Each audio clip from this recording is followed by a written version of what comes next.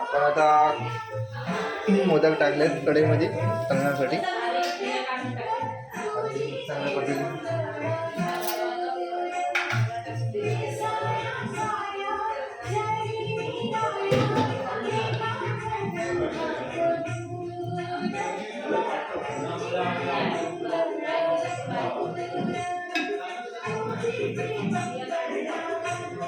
हाय family, देखो जरा इधर मोदक सिस्टम कैसे बनाने का।